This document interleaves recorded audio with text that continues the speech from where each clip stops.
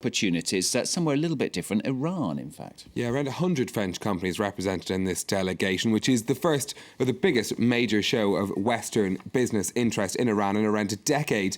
In fact, it's a 3-day trip and comes less than 2 weeks after President Hassan Rouhani spoke at the World Economic Forum about wanting to open up Iran to business and seeing it as one of the new emerging economies. Now, among the companies represented, the mobile network Orange, the energy company GDF Suez, and the engineering firm Alstom. France's finance minister says the trip should encourage Iran to cooperate in upcoming nuclear talks. Charlotte Hawkins has the story. It's the biggest show of interest in Iran by Western businesses in over a decade. Oil giant Total, engineer Alstom, telecoms group Orange, and car maker Renault are among 100 French companies visiting Tehran on Monday. They're hoping to take advantage of the relaxation of sanctions on Iran, which has a population of 76 million. The country is particularly attractive to the car industry. In spite of unusually high import tariffs, unofficial figures indicate that Iranians spent $4 billion on imported cars last year. Renault had been selling nearly 100,000 cars a year before sanctions were introduced. It's now resumed shipments to parts of Iran. We think that Iran is a great market. We want to contribute to the development of this market. Even with all the sanctions, this market reached a level of 600 to 700,000 cars a year, which makes it, even in these dramatic conditions, the largest market in the Middle East. No contracts are expected to be signed on this week's trip, but some Iranian businessmen say they're likely to agree on tentative deals. Since the start of sanctions relief, billboards advertising international brands have sprung up. Iran feels it can offer a lucrative venture for foreign companies, with thousands of sales and service points already in place.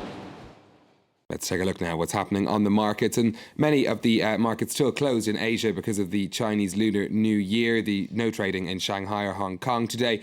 In Japan, the Nikkei, as you can see, they're down 1.7%. This after a series of disappointing corporate earnings from the US last week.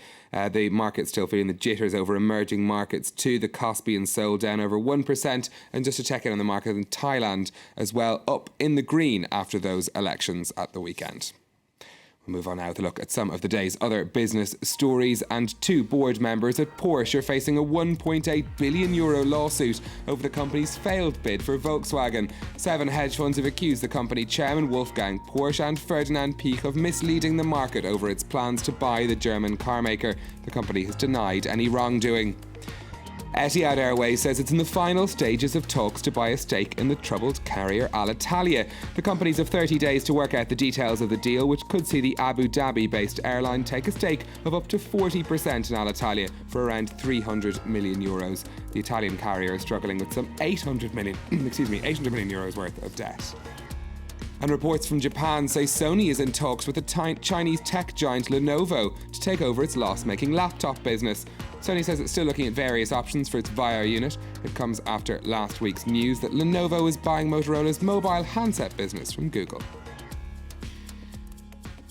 Now, it is very hard to remember life without it. I can hardly remember it for a start. But Facebook is 10 years old this week, would you believe? Yeah, tomorrow's its official birthday, but plenty of events going on to mark the 10 years of Facebook, as you can imagine. The social network has 1.23 billion users worldwide, and last year brought in a staggering $7.9 billion in revenue. The company's shares hit a high of more than $62 after those successful results last week, showing that they brought in $1.5 billion in revenue, or in profit rather. Things can change fast online though, and some tech experts are still concerned that Facebook's future isn't all that certain. At once, Facebook is a giant, successful company now, and it's hard to imagine the company failing or faltering. But at the same time, if you think into the future, 20 years, it's hard to imagine that Facebook will still be around and everybody will be doing the same kinds of things on Facebook. Yeah, that's Facebook. You do wonder what's next, don't you?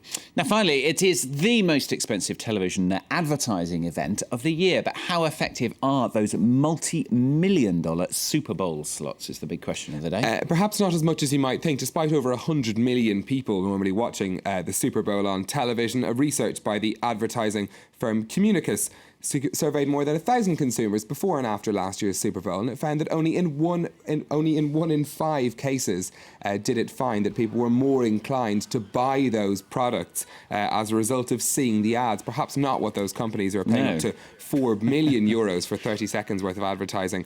Oftentimes it's quite difficult to find what they're advertising. That one's obvious. There was a one with a bear a moment ago where I think they were trying to sell bears. Some of the brands have opted out of the Super Bowl because of this. Subway being one of them, they've decided to focus their advertising budget instead on the Winter Olympics. It is one of those massive things, isn't it, when they start talking about the advertising for that. All right, thank you very much, Stephen here with Business on France 24.